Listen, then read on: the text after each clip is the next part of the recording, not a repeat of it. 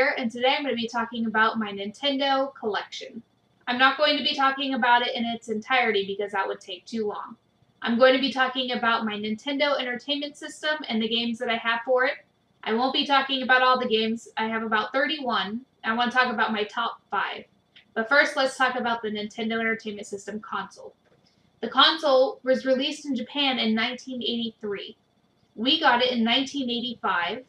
And this is mine.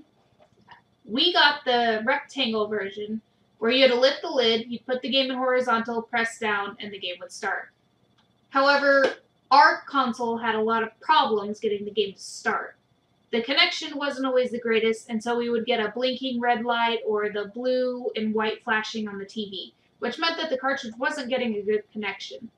A lot of people would resort to blowing their cartridges, which really wasn't recommended, but everybody did it because it worked. I did it too. The Famicom, with the family computer, which is what they called it over in Japan, the console had controllers on the side, and it was a white and red console where the game would be inserted at the top. I haven't heard of them having any problems with the game starting up. Mainly just us. So I'm going to be talking about my top 5 games that I have for the Nintendo Entertainment System. I own 31 games at this time, but I'm just going to cover 5 so the video's not too long. DuckTales. This game was released in North America first. This was released in 1989 and then later in Japan in 1990. This was an action platformer where you played as Scrooge McDuck. And the goal of the game was that you were trying to beat your nemesis to collect treasure and become the richest duck in the world, which we all know that that's what Scrooge McDuck does. This was a licensed game that didn't suck. I had a lot of fun playing it, and I still have a lot of fun playing it today. And that's why it's my number 5 choice. Excitebike. Released in 1984 in Japan and then 1985 in America. It was one of the first racing games I had ever played, and the best part was that it included dirt bikes. I love dirt bikes. I ended up getting one in middle school. I was really lucky to get one, and it was tons of fun, but this game kind of held me over until I was able to get one. You're racing as a motocross rider, and of course your goal is to become the champion. You go over hills, you compete against other players, you avoid puddles, and it was really just a lot of fun. The Legend of Zelda. This game was released in 1986, and it was a combination of puzzles and adventure, battling. This game was so amazing, especially for the time. We didn't have a lot of, action games, and The Legend of Zelda was a great adventure game that just brought adventure to everybody's living room. It started one of the greatest franchises we know today, and a lot of the games that we know and love today are thanks to this starting. This was a great game, and this is why this is my number 3.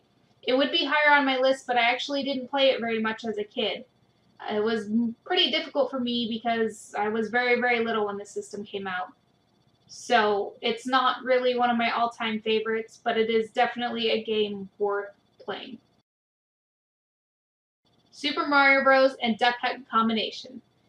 This was released in 1985, and it was released with the console, leading it to be the top-selling game for the system with over 40 million copies. I think that it was that successful because it was included with the system, but I think it would have done very well regardless.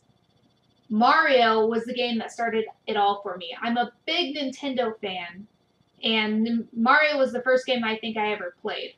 The premise of the game, of course, is that you are Mario, and you have to save Princess Toadstool from Bowser. You had different power-ups, you collected coins, and you tried not to die. That was really it. Then we had Duck Hunt. This is a game where you would get a zap gun, similar to this one. Some of them were gray and some of them were orange. I think the gray one came in the box, but I'm not 100% sure. The ducks would fly out of the grass, and you had 3 tries to hit the duck. And if you didn't, a dog would come up and he would laugh at you and mock you and make you feel like you are less of a person, leading this game to be my number 2 pick. My number one pick is probably an obvious one, and it's probably number one on a lot of people's lists, but there's a reason for that. It's an amazing game. This game was made in 1988 in Japan, or released in 1988 and 1990 for us, and that would be Mario 3.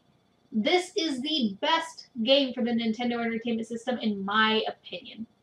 It was so much fun. It was better than 1 and 2. 2 was a joke, the one that we got, but I'll talk about that later. You played as Mario, of course, and you were going to save Princess Peach, but there were new power-ups. My favorite being the Tanuki suit, and my second favorite being the frog suit. My all-time favorite world was World 3, mainly because the frog suit was there, and the big fish tried to eat you, and the canoe. There was just a lot that I enjoyed in that level in particular. This game was a platforming, side-scrolling game, and it really just was my all-time favorite. It has a lot of replay value, and I still play it today. If you haven't played this game, I strongly suggest you do. I really hope there isn't anybody out there watching this that has not played it, but please do.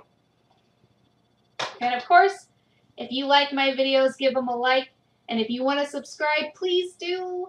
But thank you so much for watching. So I'm a trainer who doesn't hesitate to go for what I want. I overwhelm my opponents with force and firepower. The best defense is a good offense, and I have burning spirit.